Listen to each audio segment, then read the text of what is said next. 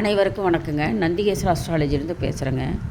அடிக்கடிங்க எனக்கு WhatsApp cell இதில் வந்துங்க நிறைய பேர் கேட்டது வந்துங்க இந்த மாங்கல்ய ஸ்தானத்துக்கு தாங்க, இல்லை தோஷங்கள், ராகு கேது தோஷங்களுக்கு எந்த ஒரு இடத்துல செஞ்சால் சிறப்பாக இருக்கும், அந்த கிரக இது வந்துங்க கிரக தோஷம் உடனே நிவர்த்தனை ஆகணும், அந்த ஒரு கோவில் சொல்லுங்கள் அப்படின்னாங்க. மெயினாக எல்லாம் மாங்கல்யத்தை கேட்குறாங்க.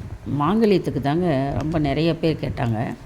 இதுக்கு நல்லா தெளிவாக கொடுத்துருக்காங்க. எல்லாத்துக்கும் வாட்ஸ்அப் அனுப்புங்க.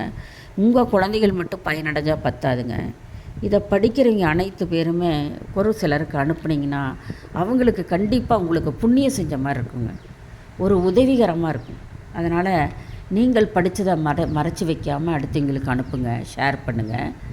நான் லைக் பண்ணால் எனக்கு அது ஒரு இது அந்த எண்ணத்தில் இல்லைங்க. எல்லோரும் தெரிஞ்சுக்கிட்டால் அந்த பெண் குழந்தைகளோ ஆண் குழந்தைகளோ பாக்கியம் அடைங்க. அந்த இதில் தான் நான் உங்களுக்கு கொடுக்குறேனே ஒழிய நீங்கள் ஒரு லைக் கொடுத்தீங்கன்னா அது பரவுனலாம் இல்லைங்க. என்கரேஜ் பண்ண தான் நான் சொல்கிறேன். பாருங்கள், நீங்கள் கூட இவ்வளோ கஷ்டப்பட்டு எழுத வயசான காலத்தில் நான் எழுதிட்டு உட்காந்துருக்கேன். இன்னொன்றுங்க, அதிக பயனை தருங்க. இதை நீங்கள் அனுப்புனீங்கன்னா உங்களுக்கு ஒரு கோடி தர்மம் வரும். இது உண்மையான நல்ல மெசேஜுங்க. இருக்கிற மெசேஜ் பாடத்துக்குள்ளேயே இது முக்கியமான பாடங்க. சரி, மாங்கல்ய ஸ்தானங்க 7ஆம் இடம் 8ஆம் இடம் கூட பெண்களுக்கு வருங்க, கொஞ்சம் பார்ப்பாங்க. 7ஆம் இடம் மாங்கல்ய ஸ்தானம், திருமணத்தை குறிப்பது. சரி, ஒருவருக்கு 7ல் சனி இருந்துட்டால் ஸ்தானம் 7வது ஸ்தானத்தில் 7ல் 8ல் சனி இருந்தால் அந்த அந்த 7 8ல் இது தோஷம் இல்லைங்க, நல்ல இடம். ஃபஸ்ட்டு ஒன்று நல்லதாக ஆரம்பிக்கலான்னு ஆரம்பிச்சுங்க. எடுத்தது ஏன் தோஷத்துக்கு போகணும்? ஒருத்தர் 7ல் சனி அல்லது 8ல் சனி இருந்தால் 7ஆம் இடத்தையும் 8ஆம் இடத்தையும் சனி பார்ப்பவர்களை திருமணத்தில் அதே மாதிரிங்க 7 8 சனி பார்க்கிறவர் திருமணத்தில் இருந்தால் இல்லறம் சிறப்பாக அமைங்க. அசுபருக்கு அசுபர் சுபருக்கு சுபர் அப்படிங்கிற மாதிரிங்க, நல்லவனுக்கு நல்லவன் கெட்டவனுக்கு நட்டவன் அந்த மாதிரிங்க நினைத்தா சிறப்பாக வாழ்வாங்க. சரி, இனிமேல் தோஷங்களை பற்றி பார்க்கலாம். என்றைக்குமே இனிப்பு சாப்பிட்டுட்டு கசப்புக்கு வரலாம், அதுக்காக தான் ஒன்று சொன்னேன். சரி, 7ஆம் இடத்தை குரு பார்த்தாங்க கவலைப்பட வேண்டாம். 7ஆம் இடத்தை குரு பார்த்தா கவலைப்படாதீங்க. தோஷம் நிவர்த்தனை ஆகும். 7ஆம் இடத்தை குரு பார்வை எத்தனைங்க? 7ஆம் இடத்தை குரு பார்க்கணும். என்னென்ன 5 7 9 பார்வையை பார்த்துட்டாங்க. கவலையே படாதீங்க, சந்தோஷம் மனசில் வந்துடணும், டக்குன்னு வந்துடணும். உங்கள் பிள்ளைக்கு எத்தனை தோஷம் இருந்தாலுங்க அந்த குரு பகவான் இந்த தோஷ பரிகாரம் செஞ்சால் நிவர்த்தனையை பண்ணி கொடுப்பார். அதுக்கு தான் முக்கியமான பாயிண்ட்டு சொன்னாங்க. தோஷ நிவர்த்தினி ஆயிருங்க. போய் இந்த பரிகாரம் செஞ்சுட்டு வந்தீங்கன்னா நிவர்த்தியாச்சுன்னு அர்த்தங்க, தோஷம் இல்லைன்னு அர்த்தங்க. குரு பகவான் பார்த்துட்டா அந்த பரிகாரத்தை செஞ்சு தான் பார்க்கணும். செஞ்சுட்டா நிவர்த்தினி ஆகும். ஒரு சிலருக்கு செஞ்சாலும் நிவர்த்தினி ஆகாது. அது ஒன்று இருக்குதுங்க ஜாதகத்தில். அது ஆயுளுக்கு இருக்கிற மாதிரி ஒரு இருக்குங்க. குரு பகவான் பார்க்கணுங்க. இல்லைன்னா அந்த ஜோதிடத்தில் நிவர்த்தனி ஆகாது. குரு பார்க்கணும். என்னென்ன பார்வை? 5 7 9 பார்வையாக பார்க்கணும். செவ்வாய்க்கு 4 7 8ங்க. ஞாபகம் வச்சுக்க, ஒன்று கூட்டிக்குங்க. செவ்வாய் 4 7 8. 7ஆம் பார்வை எல்லா கிரகங்களுக்கும் பொது பார்வை, சம பார்வைன்னு வரும். 7ஆம் பார்வை எல்லாத்துக்கும் பொதுங்க. செவ்வாய்க்கு 4 7 8ன்னு மனப்பாடம் பண்ணுங்க. செவ்வாயோட குருவுக்கு என்ன பண்ணோம்? 4க்கு 1 ப்ளஸ் பண்ணிக்கங்க 5, 8க்கு 1 ப்ளஸ் பண்ணிக்கங்க 9. ஈஸியாக வழி, கன்ஃபியூஸ் பண்ணிக்கூடாது. செவ்வாய்க்கு 4 7 8, குருவுக்கு ஒன்று சேர்த்திக்கிங்க. 4 + 1 5, சமதத்தம் 7, அங்கே 8க்கு இங்கே 9 ஒன்று கூட்டிக்கணும். புரியுதுங்களா? செவ்வாய்க்கும் குருவுக்கும் 4 8க்கு 5 9. அதெல்லாம் அப்படி எவரெஸ்ட் இருக்கிறதுக்கு நாங்கள் டீச் பண்ணும்போது அப்படி தான் சொல்லுவோம்.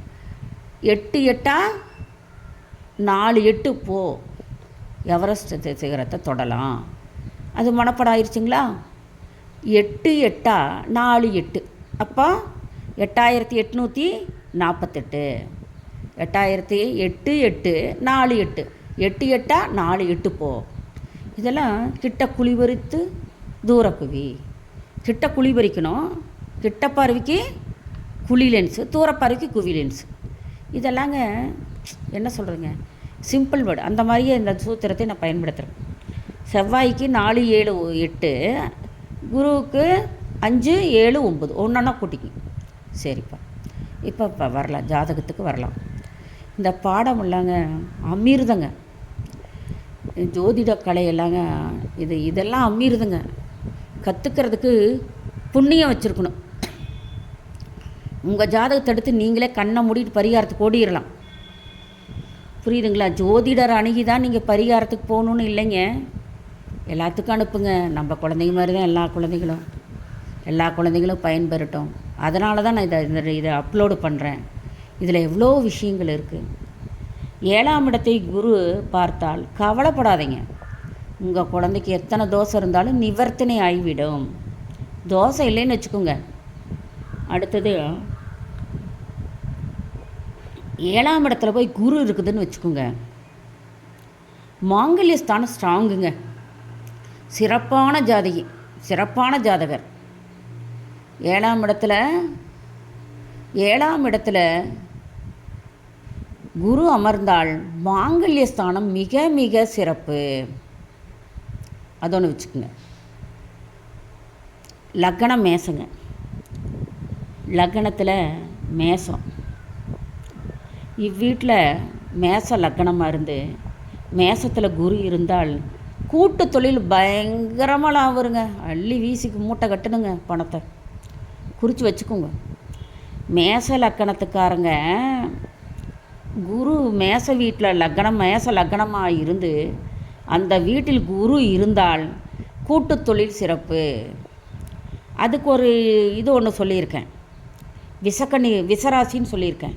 அதுக்கு போங்க, நீங்கள் அஸ்ட்ராலஜி போங்க, நந்திகேஸ்வர அஸ்ட்ராலஜிக்கு போங்க. உங்கள் திதி என்ன, அந்த திதிக்கு எந்தெந்த ராசி கூட கூட்டு சேரக்கூடாதுன்னு வரும்.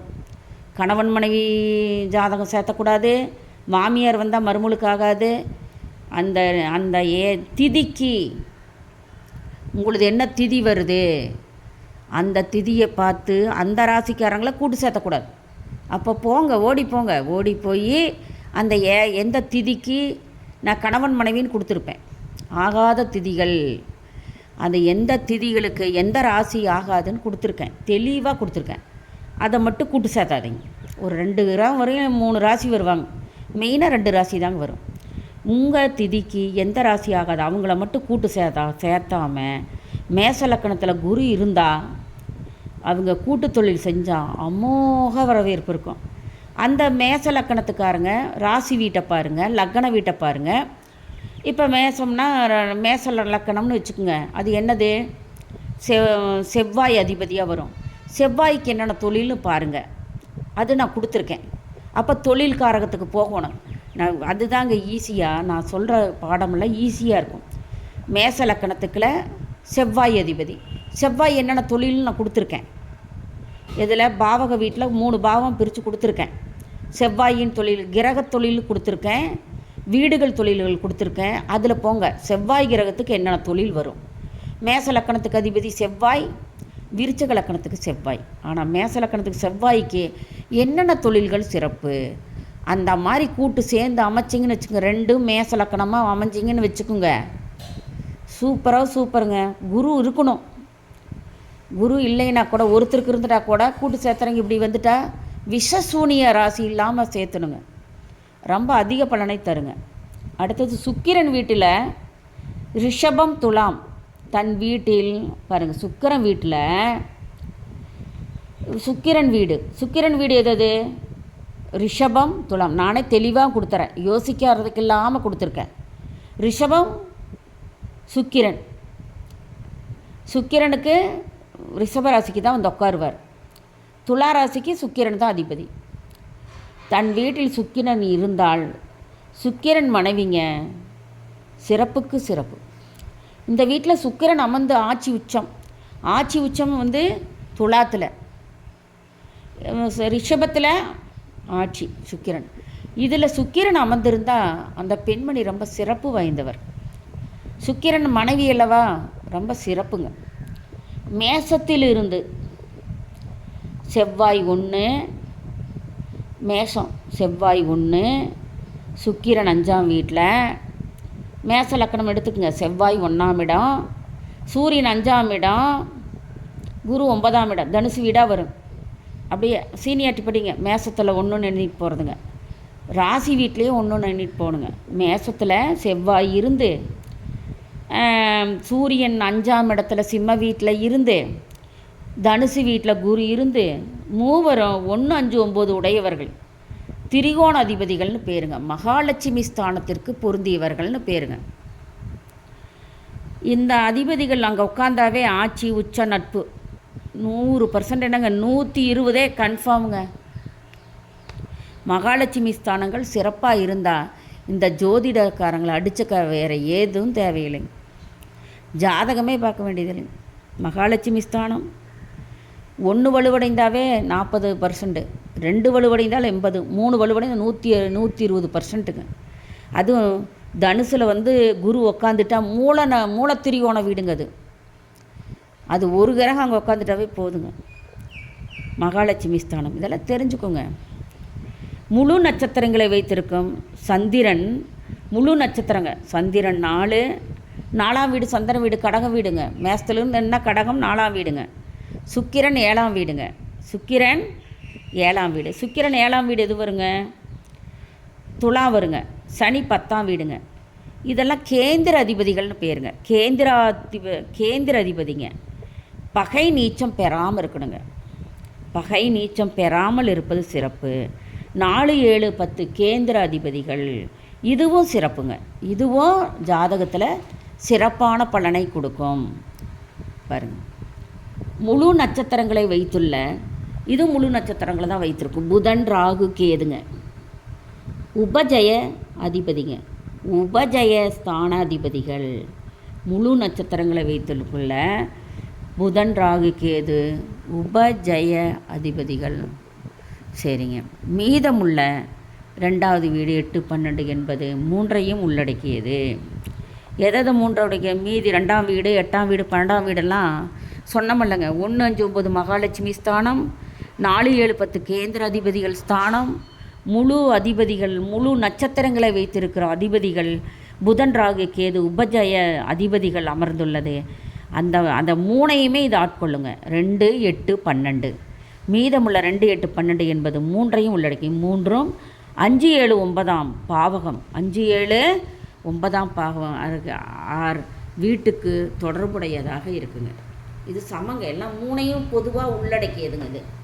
இது 3ம் பொதுவாக உள்ளடக்கியதுங்க. சரிங்க. இதெல்லாம் இப்படி இருந்தால் ஜாதகத்துலேங்க ரொம்ப நல்லதுன்னு நான் சொல்கிறேன். ரொம்ப நல்லது அப்படின்னு சொல்கிறேங்க. வேறு ஒன்றும் இல்லைங்க. இதெல்லாம் இப்படி இந்த ஜாதகம் அமைகிறது நல்லது. சரி, இப்போ ஒரு டிப்ஸுனாங்க. இந்த இந்த இந்த இந்த வீடியோ பார்த்தோம், பயனுள்ள தகவல் இவங்க கொடுத்துருக்காங்கன்னு சொல்லணுங்க. அதுக்காக நான் சொல்கிறேங்க. இது எல்லாத்துக்குமே இது பயன்படுங்க. அதனால் கொஞ்சம் நான் சொல்கிறத உன்னிப்பாக கவனிங்க. ராகு கேது நிவர்த்தினை. ராகு கேது தசா புத்தி நடந்தாலோ, ராகு கேது தசா புத்தி மாங்கல்ய தோஷம் இருந்து புத்திர தோஷம் இருந்தால் கூட எல்லாத்துக்கும் இது அடிபடுங்க.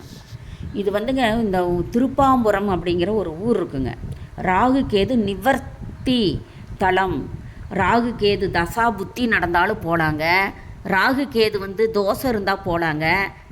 என்னங்க 2, 4, 7, 8, 5 இந்த இடத்துல எல்லாம் ராகு கேது இருந்தால் தோஷம்னு சொல்லுவாங்க. அதுக்கு நான் தெளிவாக கொடுத்துருக்கேங்க. இது ரொம்ப ரொம்ப முக்கியமானதுங்க இந்த பாயிண்ட்டு. இது மற்றவங்களும் கூட போயிட்டு வரலாங்க. ஏன்னா யாராவது ஒருத்தருக்கு ஒரு தோஷங்கள் இருக்கும். குழந்தைகளுக்கு கூட இருக்கும். பேரண்ட்டுக்கு போய் வழிபடலாம். புரியுதுங்களா? எல்லாருமே செல்லக்கூடியது திருப்பாம்புரங்க. ராகு கேது நிவர்த்தினி. இது எங்கே இருக்குது? குடந்தை, நாகூர். இது பாருங்கள், இந்த நிவர்த்தினி தலங்க. இது என்ன மகிமை பாருங்கள். குடந்தை, நாகூர், திருநாகேஸ்வரம், காளகஸ்தி, கீழ்பெரும்பள்ளம் கேது ஸ்தலங்க ஆகிய இடங்கள் நாகதோஷ பரிகார தலங்களாக இப்போ விளங்கிட்டு இருக்குங்க. இப்போ நான் சொல்கிறது பாருங்கள். ராகு கேது நிவர்த்தினி தலமாக எது இருக்குதுங்க. இப்போ எல்லாமே அதுக்கு போகிறாங்க. எதுக்கு? குடந்தை போகிறாங்க, நாகூர் போகிறாங்க, திருநாகேஸ்வரம் போகிறாங்க, காளகஸ்தி, கீழ்பெரும்பலம் இந்த இடத்துலலாம் போய் நாகதோஷ பரிகாரம் செய்கிறாங்க. இந்த அனைத்து இடங்களும் தரிசித்த பலனை திருப்பாம்புரம் ஒரு இடம் தருதுங்க. ஒரே ஒரு இடம். இத்தனை இடத்துக்கு போய் தரிசனம் பண்ணின பலனை திருப்பாம்புரம் ஒன்று மட்டுக்கும் போனால் போதும். அது ஏன் எதனாலேன்னு சொல்கிறேங்க. இந்த திருத்தலத்தை வந்து ஒன்று மட்டும் தரிசனத்தை செஞ்சால் போதும். ஏன்னா தல மகாத்மியம் மகாத்மியம் பொருந்திய இடம் இது. எதனால் அப்படின்னா ராகு கேது ராகுனாங்க மனித தலை இருக்கும், பாம்பு உடம்பாக இருக்கும். கேதுனா 5 தலை தலை இருக்கும், மனித உடம்பாக இருக்கும். ஆனால் இந்த தளத்தில் மட்டும் ராகு கேது ஏக சரீரியாக ஏதாவது ஓர் உடலாக இருந்து, அது பாம்பு ரூபமாகவேங்க ஃபுல்லாக. கேதுனா தலை மட்டும்தான் இருக்கும் பாம்புது, ராகுனா உடம்பு மட்டும் இருக்கும். இது இரண்டும் பொருந்திய ஏக சரீரமாக இருக்குங்க. இந்த கோவிலில் ஓர் உடலாக இருந்து தன் நெஞ்சில் சிவபெருமானை வைத்து வழிபட்டதால் இத்திருத்தலம் சிறந்த பரிகாரம் தலமாக விளங்குகிறது. ராகு கேதுக்கு உள்ளது. சிவராத்திரி அன்னைக்கு இங்கே இரவில் ஆதிசேஷன் வழிபடும் 4 ஆதிசேஷனே வந்து வழிபடுவாருங்களாம். 4 தலம். இது திருத்தலத்தில் 3ஆவது தலமாக இந்த விளங்குதுங்க. இது பாருங்கள், ஆதிசேஷனே வந்து சிவராத்திரி அன்னைக்கு வழிபட்டு போகுங்களாம். 4 திருத்தலம் இருக்குதுங்களாம். இது 3ஆவது திருத்தலமாக இருக்குதுங்க. இது திருப்பாம்புரம். மேலும் சிறப்பு என்னன்னா, ஆதிசேஷன், பிரம்மன், பார்வதி தேவி, அகத்தியர், தட்சன், சூரியன் போன்றோர் பூஜை செய்த தலங்க இது. அவங்களுக்கே தோஷம் இருந்திருக்குது பாருங்கள். அவங்க வழிபட்டு அவங்களுக்கு நிவர்த்தியான தலம் இதுங்க.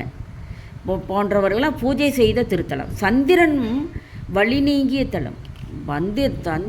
சந்திரனுக்கு ஒரு பழி வந்துச்சுங்க, அதை கூட நீக்கிய தலம் இதுதாங்க.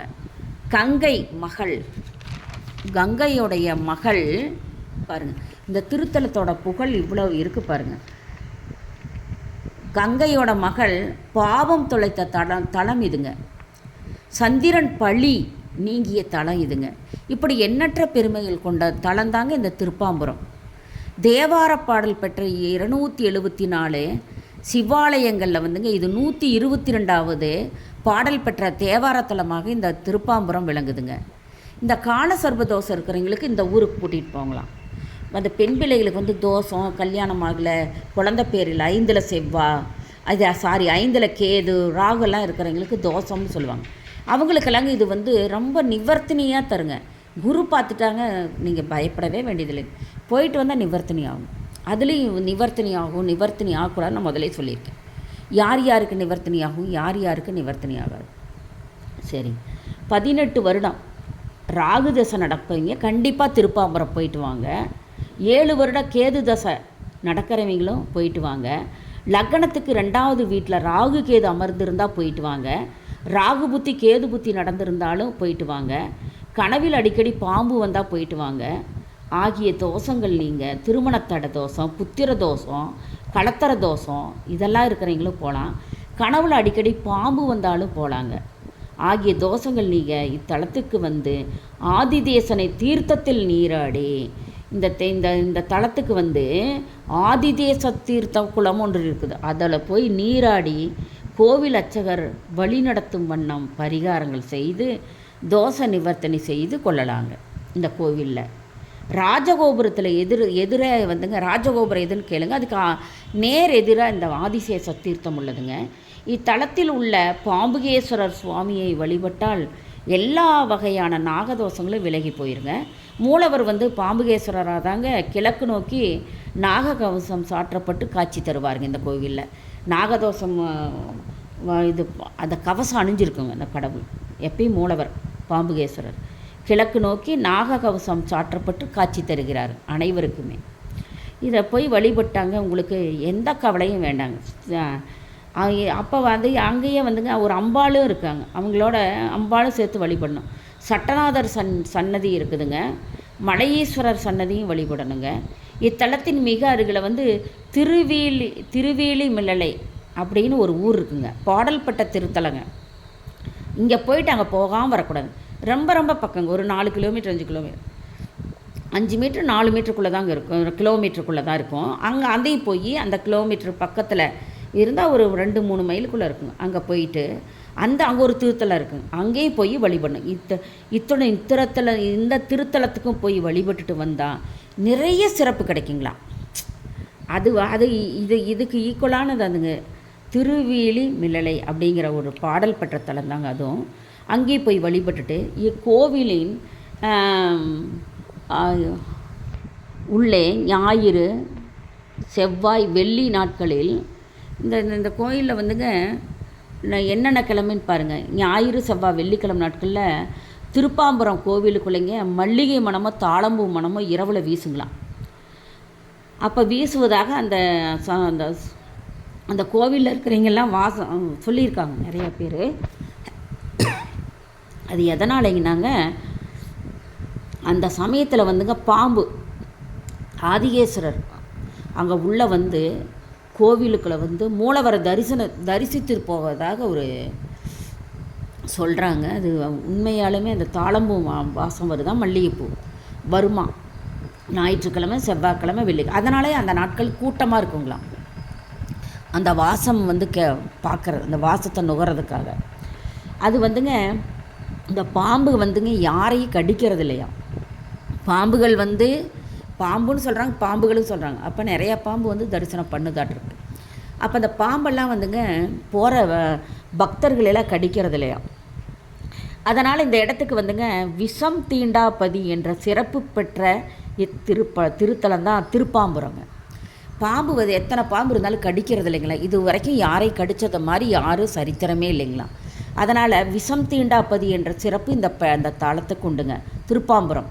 அதனால் எல்லா குழந்தைகளுக்கும் யாராவது தோஷம், இத்தனை தோஷங்கள் இருக்குது. மாங்கல்ய தோஷம், ராகு கேது தசை நடக்கிறது, ராகு புத்தி கேது புத்தி நடக்கிறவங்க, புத்திர தோஷம் இருக்கிறவங்க, மாங்கல்ய தோஷம் இருக்கிறவங்க எல்லாமேங்க இந்த கோவிலுக்கு போய் அர்ச்சனை பண்ணிட்டு வாங்க. ஜாதக நோட்டை எடுத்துகிட்டு போங்க. மெயினாக ஜாதக நோட்டை எடுத்துகிட்டு போகணுங்க. இது வந்து ரொம்ப ரொம்ப நல்ல விசேஷமான கோயிலுங்க. இத்தனை கோவில் வழிபட்ட புண்ணியத்தை உங்களுக்கு கிடைக்கும். எங்கள் காளகஸ்தி, ராகு கேது தலம் போன மாதிரிங்க, திருநாகேஸ்வரம் போன மாதிரி, நாகூர், இந்த மாதிரி நிறையா கோவில் இருக்கலாம், கீழ்பெரும்பள்ளம், இதுக்கெல்லாம் போய் தரிசித்து வந்த பலதனை இந்த திருப்பாம்புரத்துலேயே பார்த்துக்கலாம். அடுத்ததுங்க, இது வழி சொல்கிறேங்க, தெரியாது திணறுவீங்க.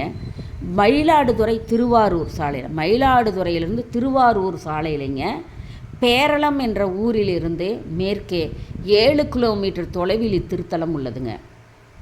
மயிலாடுதுறை போனீங்கன்னா திருவாரூர் போனீங்கன்னா மயிலாடுதுறை. இந்த ரூட்டில் பேரளம்ங்கிற ஊரில் இறங்கி 7 கிலோமீட்டர் தொலைவில் இத்திருத்தலம் உள்ளது. கும்பகோணம் டு காரைக்கால் டு கும்பகோணம் இந்த சாலையில் கற்கத்தி என்ற இடத்தில் இறங்கி தெற்கே 2 கிலோமீட்டர் நடந்து சென்றால் இத்திருத்தலம் உள்ளது. விலாசம் கூட போட்டுக்குங்க, கேட்டுக்குங்க. அருள்மிகு பாம்புகேஸ்வரர் திருக்கோவில், திருப்பாம்புரம், சுரக்காயூரஞ்சல், குடவாசல் வட்டம், திருவாரூர் மாவட்டம். மாங்கல்ய தோஷம் என்கின்ற கலத்தர தோஷம் எப்படி யார் யாருக்கு என்ற விவரம் அடுத்த பாதை. யார் யாருக்கெல்லாம் கலத்தர தோஷம் வரும் அது முதலே நான் கொடுத்துருக்கேன். கலத்தர தோஷம் வந்திருக்கு. யார் யாருக்கு என்ற கலத்தர தோஷமெல்லாம் யார் யாருக்கு வரும். 7ஆம் வீட்டில் வந்துங்க சூரியன், அதெல்லாம் முதலே கொடுத்துருக்குறேன் கலத்தர தோஷம். இருந்தாலும் மீண்டும் கூட ஒரு தெளிவாக நான் ஒரு பதிவிடுறேன். கலத்தர தோஷம் இருக்கிறவங்கெல்லாம் வந்துங்க இந்த கோயிலில் போய் இது பண்ணிட்டு வந்துடணும். கலத்தர தோஷம் இருந்துட்டாவே செஞ்சிடணுங்க, பரிகாரம் செய்யணுங்க. ராமேஸ்வரம் போய் செய்வாங்க, ஆனால் திருப்பாம்புரம் போனால் உடனே நிவர்த்தனை ஆகுங்களாம். இது எல்லாத்துக்கும் ஷேர் பண்ணுங்கள் ஃபஸ்ட்டு. ஏன்னா எத்தனை குழந்தைங்க விவரம் தெரியாமல் இருப்பாங்க, என் சேனலை பார்க்க முடியாமல் இருப்பாங்க. அதனால் அவங்களுக்கெல்லாம் கொஞ்சம் ஷேர் பண்ணுங்கள், தெரிஞ்சுக்கிட்டோம். இதை போய் ஜோதிடத்தை போய் எங்கே பரிகாரம் பண்ணுறது, என்ன பண்ணுறது, ஏது பண்ணுறதுன்னு புலம்பிகிட்டு இருக்க வேண்டாம். இதே போதுங்க. உடனே எடுங்க, திருப்பாம்புரம் போங்க, எல்லாம் பாருங்கள். உங்களுக்கு வந்து நல்ல பயன்களையே தான் கொடுக்கும் இது. திருப்பாம்புரம் ஒன்று போயிட்டிங்கனாவே சுபம். நன்றி, வணக்கம்.